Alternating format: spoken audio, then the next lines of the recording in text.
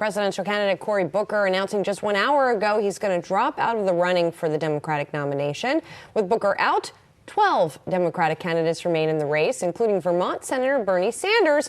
He traded shots with President Trump on Twitter yesterday, telling the president he's going to lose. Yahoo Finance's Rick Newman is here. Rick, a new poll has Bernie way ahead in Iowa, and there are reports that President Trump is now targeting Bernie more specifically as a result of all of this. Yeah, I think what President Trump is doing is he would love to start a war between Bernie Sanders here and Elizabeth Warren and kind of get them going at each other. We need like a rock'em sock'em situation all over again.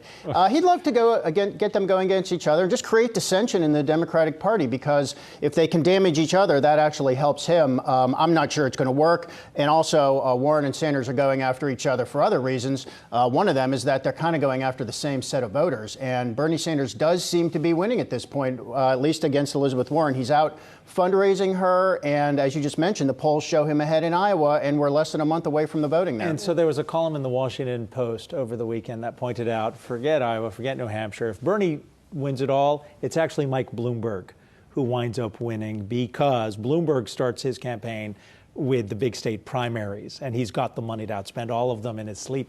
Yeah, well, I mean, you're talking about Bernie Sanders winning a few of the early states, you mean? Yeah. You know, there are all kinds of ways analysts are spinning this. So, I mean, I think Trump would love to run against Bernie Sanders, because the people, the sort of independents who are in the middle would probably never go with Bernie Sanders. They would go with Trump. So that'd be an advantage to him. But I mean, everybody forgets about Joe Biden. I mean, as if we talk about this race sometimes as if he's not in it, and he is the front runner nationally. He is not the front runner as far as the polls are showing in Iowa, but the polls are not gospel in Iowa. A lot can change, and the polls can be wrong. I mean, there are only a couple of polls, and they can, you know, there are also a lot of people who haven't decided yet. So the actual vote can break in ways we may not be thinking about right now. And Biden has been Mr. Steady. I mean, he has, you know, his fundraising is not the best, but he's got enough. Everybody knows who he is. He's got great minority support, perhaps the best of all the Democrats left. And he is a real candidate, so don't forget about him. Rick, your crystal ball has been pretty spot on. Remember when you called Kamala Harris dropping out on the show? I think that was an easy one, but anyway. But now we have Cory Booker out, Marianne Williamson out. Who's next, essentially, to drop out? And it's really heating up in terms of the dropout. Yeah, I mean, I hate to say it, because I think Michael Bennet, the senator from Colorado, I think he's a great centrist candidate. I mean, he's very rational and sort of practical, which I think a lot of voters would want. But he hasn't been on the debate stage. You know, when you say 12 candidates running, so only 6 of them will be in the next debate. 6 of them won't. Another one's John Delaney, who has enough money to fund his own his campaign. He's been here a few times. I mean, I think once we get to the actual voting in those first 2 ones, Iowa and New Hampshire, I think when you've got the second tier and third tier candidates who are just not showing up in the vote at all, I think that'll be the point at which they drop out. I mean, it's going to get thinner once we have voting. What do you make of the fact that so many of the candidates of color have now dropped out? I mean, you mentioned Joe Biden is polling the best among African Americans, but there were African American candidates. I don't know.